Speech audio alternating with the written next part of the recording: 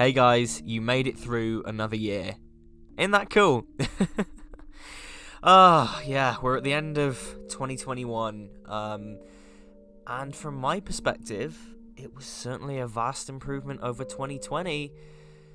Although it did feel like 3 years in one for me. Did that feel like that for anyone else? Like, I don't know what it was about this year. It was just, for me, it could, like, easily be divided into, like, 3 sections, for me specifically, which I guess I'll go into here. But, I must say, like, coming to the end of 2020 last year, you remember if you watched my video last year that it was just a bit of a relief, and it was just kind of, holy shit, we made it. Like, we survived, 2020. This year, I'm just kind of feeling a bit reflective of the whole thing. It's weird that we've kind of just gotten used to the new normal, which is a phrase that I'm sure everyone loves hearing. In many ways, 2021 was just like an extension of 2020, but I feel like everyone had just kind of got used to the misery, which sounds horrific to say, but I guess that's just the world we live in now, for better or worse. But the bottom line, for me at least, I'm ending 2021 in probably the happiest state I've been since, 2019? Maybe even before then? I'm in such a good place in my life now, and even compare this to end of 2020, I just...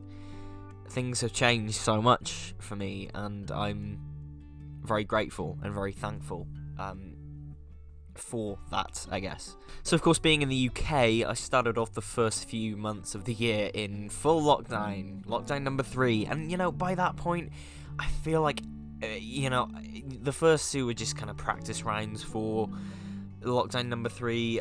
It's the first lockdown that I could kind of be a part of, almost, because the first lockdown in early 2020, I was recovering from surgery, of course, and I just kind of wasn't with the world. I spent most of my time on the prescription medication, so I was kind of just not with the world. Second lockdown, I was working. Third lockdown was the first time I kind of felt trapped in my house, because I couldn't go anywhere, I couldn't do anything. I had been furloughed, and it's not like I had recovery from surgery to keep me busy, so I was just kind of alone with my thoughts, which led into a period of very extreme self-discovery and reflection. I kind of took that time to kind of experiment with my identity and the way I presented myself, I guess. Like, if you look at the Halloween introduction video I did, which was filmed back in March 2021, because I wanted to get ahead of the curve, I was going through a phase where I thought, I'm going to start wearing eyeliner, and it did not suit me at all. And you can see it in that video, and I don't know what I was thinking, and I wore it for a bit, but I was just like, this does not suit me. But that's fun. That's part of the whole experimentation that was going on kind of in my brain during lockdown 3 for me. It was just lots of hours to just kind of be alone and think, and just stare at a wall and stare at the ceiling every night, just thinking, what world are we living in? And I think because I wasn't doing anything this time, overall I enjoyed the time just to kind of explore myself. And I am planning on doing a video of kind of the pieces of media, like the films, the games, the TV shows, the music that kind of carried me through 2021. So I guess I'll kind of talk more about that there. But yeah, the time was interesting. It's certainly, I think it was from pretty much first week of January right until mid-April. I think I was just stuck at home, and it was a really interesting time. It was a real interesting time, and I look back on it now, and I'm thinking, God, that just melted away. It was like, again, just like 2020, it feels like we lost a year there. It feels like I kind of lost the first part of the year. It was it was just a very strange time, and yeah, lockdown adventures, eh? What a weird world we live in. Then I went back to work in mid-April and stayed at my old job up until September, so this was kind of spring, summertime 2021, and I lost it. Like, I hit a point, I think, in probably July, where it's hands down the lowest I've ever been. Because I wasn't doing anything that I wanted to do. At least when I was in lockdown, I had so much time to work on videos and produced some of the content I'm most proudest. That was an awfully structured sentence. Off the cuff, no script. I produced some of the content that, some of the proudest content I've created in the history of my channel. Because I was working so many hours during the mid part of the year, when I got brought back, I didn't have the time for that. So, although I'm thankful for the job, and I was thankful to be in a position that a lot of people weren't, it was one of those things where I would go home and be alone with my thoughts again, just be like, I'm not doing anything that I want to do. I'm not going anywhere, and it was crushing for me. And the fact that I couldn't do this as much was a very, very hard thing to cope with. And like I said, there was a point in the summer where I was just I was looking into a void where I couldn't see my future, and that scared me, and that really, I mean I just kind of lost it. And the fact that I kind of got through that, I'm proud of myself for that, because yeah, that it was not a good time. It was not a good time. Like I say, I'm thankful that I had the job to keep me busy. But it was just one of those things where I'd lost so many connections to people, and I still had friends and I still talk to people, but people I kind of heavily connected with, lost connections with them, kind of just was so exhausted all the time, mentally and physically, and I just felt guilty for that, and that kind of weighs down on you. After a while, that kind of just weighs down on you, and I hated feeling that way. I don't want to dwell on this too much, because this is not the place for it, but yeah, it was awful, and I'm so happy I'm through that period of my life, because mentally I couldn't do that again. Like, I couldn't go through that period. I say thankful for the job, but I just, the way I was feeling at that time, not good at all. And then we cut to the end of the year, wherein an opportunity came up, and I just took a leap of faith, and in the end, it all fell perfectly into place, and I'm now in a dream job.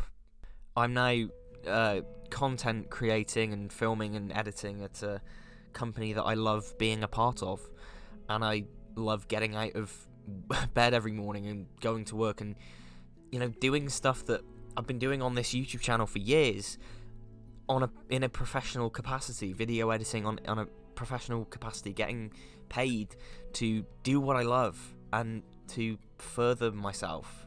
And I feel like I've got my drive back, and I look into that void now and I don't see a black nothing. I see a future, and that is such a gift.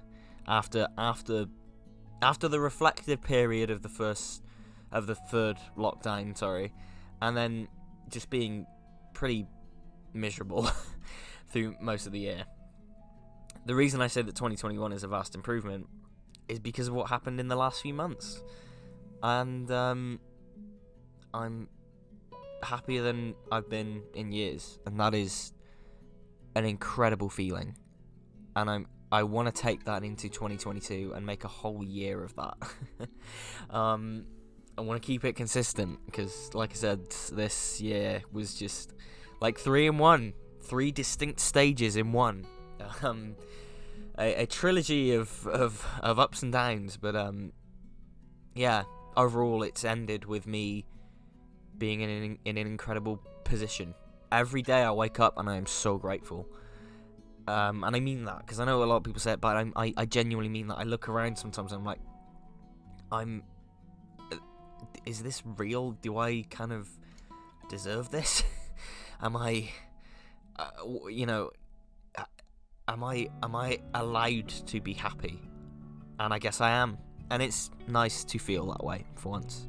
And of course, throughout the year we've had various news cycles going up and down, and the world continuing to seemingly explode. But through it all, I've connected with brand new people, made new friends, met new people online on Twitter, did more commentaries with Isaac, and continued. And like I said earlier, did some of the best YouTube videos I think I've ever made. My Life is Strange one being the most personal thing I've ever written, probably something that I had wanted to get off my chest for years, and getting that down and editing that thing and releasing it, and me just kind of breaking down what that game meant to me, what it did for me, what it does for me now, how that has shaped my view of the world. It was an emotional one to kind of write and get all that down, but I'm so proud of that video. And it's not done like exceptional views, but it's solid, and I'm just happy that people seem to kind of get where I was coming from for a game that sometimes people are like, really, that game is the one that kind of you'll go to bat for, and I'm like, yeah, here's why. And like I said, just getting to wax lyrical about the importance of that game in my life was incredible, and I'm just happy to have had that. I did a video on the royal family, of course, the Queen of Sheba episode again. I've loved that episode for so many years. It was so good to get a nice kind of concise, because I'm kind of happy with the length of that, summation of how good and how brilliant and how much of a masterpiece that thing is. And again, some lovely comments from people saying, hey, yeah, you're right, nobody talks about this. This is a great video, sums up my thoughts. And that's again, I'm just happy that resonated with people. It's a bit of a niche, but that's I'm happy with it. And that was really when I was kind of in the peak of my kind of creativity for this year, for those videos. I did the Space Pirates sketch, which that was born, like, if you wanted to see my mental state during that third lockdown, that is a perfect capsule of just that period, because I mentioned earlier it was like this thing of experimentation and self-discovery and all that, and that video was just born out of that. After I just sat through the Space Pirates, I was just like, I've got to get this thing down, and I just watched Moonrise Kingdom and heard the soundtrack, and I was like, ooh, this could be good. So, and I still laugh about that. Like, I have the raw footage of me stepping into the shower and fully clothed and filming that bit. And that was so fun to do, that video. I'm really happy with that as well. It was just fun to experiment with everything, and from what people said, I don't think people really knew if I was mentally stable when I did it. But that was fun. Definitely a highlight of the year for me. That I'm laughing just thinking about it. That was so weird, man. But it was cool. And then, of course, the biggest video of the year, one of the most popular videos on my entire channel now, Spider-Man 2 versus Spider-Man 2.1. Again, having that opportunity to talk about my favourite film. And for years, I've been like, hey, nobody talks about the differences between its extended cut, or at least not in depth anyway. It was fun to do that. And it's a long video, there's 8 minutes difference between the two cuts, and I managed to get a nearly 40-minute video out of it. But to this day, I still get comments coming through. It's still, the view count is climbing up and up and up and up. And I'm not one to kind of brag or gloat or toot my own horn, because I hate doing that, because I never feel comfortable with praising myself, which I guess is something I need to work on personally. But yeah, I'm really happy that video was done so well. And yes, there will be a sequel. I am doing the Spider-Man 3 Editor's Cut video. that will be at some point this year. I'm hoping people enjoy that as much as they did this one, because it's just, yeah, it's really nice, and it made me feel very happy within myself especially during the summer, like I said, when I was at my lowest point, getting a comment through that was like, "Oh, I didn't realize this. Great video. That's a really cool video. It's cool to see somebody talking about this." It just made me feel good, and I'm happy about that, and yeah, really proud of that video. And of course, this year did a lot of commentaries with Isaac. Probably, we pumped so much out this year, and those commentaries are always really fun to do, and it's really fun to sit down and talk with somebody else, and wax lyrical about some film or nerdy shit or anything like that. And they don't get a lot of views, and they're not the best production quality. I am aware of that, and Isaac's aware of that as well. But they're fun to do, and they're a good way of getting content out, and me and him really enjoy doing them. And it was really fun to get Phil Hawkins in for the last one we did. So yeah, the commentaries, I really enjoy doing them, and those of you who do watch them and listen to them, thank you. And then going forward into 2022, I have a lot of plans. I've got a lot of video ideas kicking around in my head. One is nearly finished being written, and I'm going to be recording and editing that, so that should be up during the first few months of the year. I won't say what it is yet, but it's it is tied to one of the videos I've already mentioned in this one. So yeah, try and figure that out. The Spider-Man 3 one is happening. I just need to sit down and figure out a way to do that properly, because I'm putting pressure on myself now because of how well the 2.1 video went down. So I've kind of got to make sure to live up to that one. But yeah, that is happening. Me and Isaac are already cooking up some plans for some more commentaries as well, so look forward to those. And in general, I want to continue what I kind of kicked off this year, which was experimenting more with my content, getting more professional in the way I lay that content out, and just having so much fun. This has been one of the most fun years I've ever had on the channel, for just pumping out content that I've been really proud of, and I've had a lot of fun making, and just pushing myself. And now that I've got a job where I'm kind of video editing each day, it's kind of, that will lead to me honing my skills a lot more, and hopefully some more exciting content for everyone. This has been an incredible year of growth for the channel. The subscriber base has grown probably the most it ever has since 2015. Again, I'm just so thankful to every single one of you who have got me through the bad times this year, and just taken time to watch my videos and comment. Thank you, and I hope you enjoy what I've been cooking up. So I'm gonna leave this video here. I sound like I've been bragging so much throughout this. I don't like praising myself, but certainly towards the end of the year, I managed to crawl my way out of a deep dark pit, and I'm here now. And that's enough, and that's okay. So, yeah, I really hope everyone else has had a decent 2021. Of course, it's still not back to normality, but I hope you've all managed to stay safe and keep well, and have had a good, successful, prosperous year. And I hope your 2022 is even better. I wish you all the best for the new year. Happy New Year, everyone. I really hope it's a good one for you. Stay safe, take care, and I'll see you next year. Take care, guys.